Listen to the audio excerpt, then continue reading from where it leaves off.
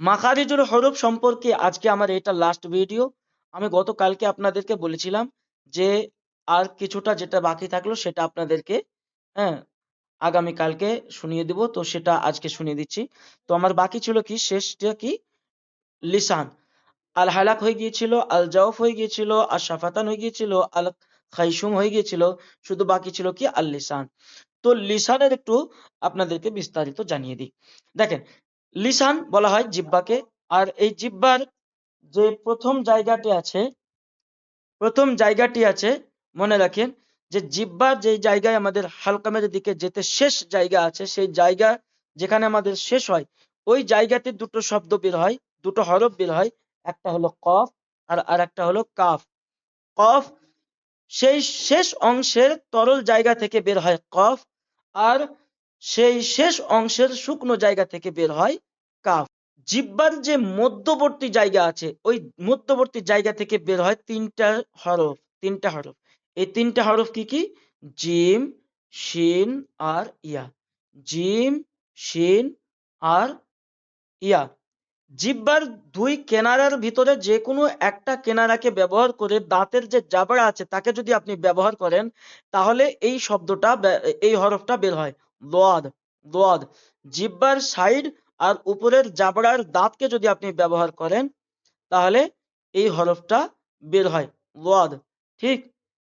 আর তারপরে আসছে আপনার লাম নুন র। লাম নুন র।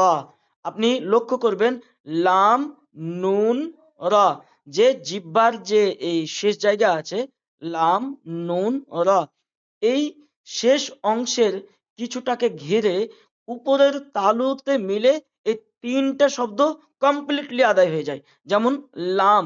লাম বলতে গেলে জিহ্বার নখটাকে উপরের দিকে যদি নিয়ে টাচ করেন তালুর সঙ্গে, তো লাম হয়ে গেল। নুন, জিহ্বার ওই নকিলা জায়গাটা যতটুকু আছে এইখান থেকে এইটুক, হ্যাঁ, জিহ্বার এই জায়গাটুক যদি মিলিয়ে যদি আপনি আদায় করেন, তাহলে কি হবে? তিনটে শব্দই বের হয়ে যাবে, নুন কমপ্লিট হয়ে গেল। আবার ওই ঠিক তেমনি র যদি বলেন, তো এই রটাও কিন্তু ওইখান থেকে দেখবেন তালুর সঙ্গে মিলে আদায় হয়ে যায়। আর একটা জায়গা আছে সামনের জায়গা, যে জায়গা থেকে আমাদের কি বের হয় ত দাল তা। ত দাল তা একই জায়গা থেকে আসছে। তারপরেরটা হচ্ছে সোয়াদ সিন জা। সোয়াদ সিন জা। আর তারপরেরটা হচ্ছে জ জাল সা।